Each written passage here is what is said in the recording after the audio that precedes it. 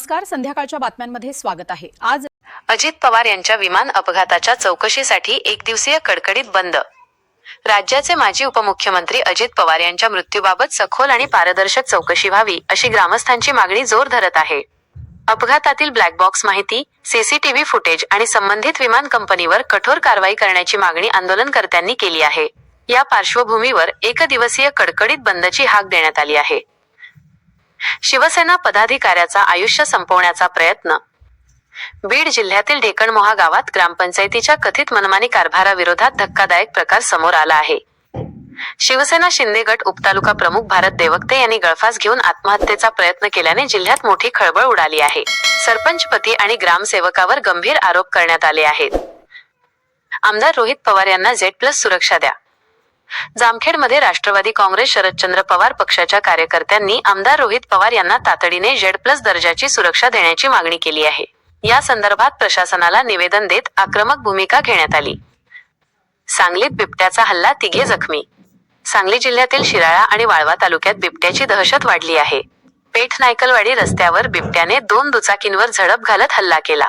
या हल्ल्यात दोघांसह एका 12 वर्षीय मुलाला जखमी करण्यात आले आहे। छत्रपती संभाजीनगरमध्ये वृद्ध महिलेला शेतात ठार।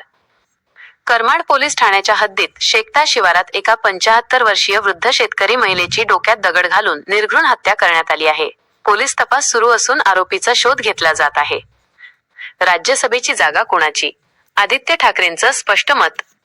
राज्यसभेच्या 7 जागांसाठी निवडणूक होत असून संख्याबळानुसार 5 जागा सत्ताधारी महायुतीकडे जाण्याची शक्यता आहे। उर्वरित 2 जागांसाठी महाविकास आघाडीत जोरदार चुरस रंगणार आहे। अर्थसंकल्प 6 मार्चला सादर होणार। सन 2026 ते 27 चा राज्याचा अर्थसंकल्प 6 मार्च रोजी दुपारी 2 वाजता सादर होणार आहे।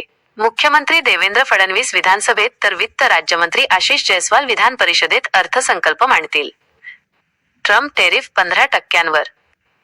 अमेरिकेचे राष्ट्राध्यक्ष डोनाल्ड ट्रम्प यांनी आयात शुल्क वाढवण्याचा निर्णय घेत टेरिफ 15%वर नेले आहे। या निर्णयाचा जागतिक व्यापारावर परिणाम होण्याची शक्यता आहे।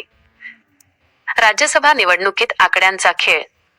मार्च 16 रोजी होणाऱ्या मतदानात 7 पैकी 6 जागा सत्ताधाऱ्यांच्या पारड्यात पडू शकतात, तर मवियाला केवळ 1 जागा मिळण्याची शक्यता आहे।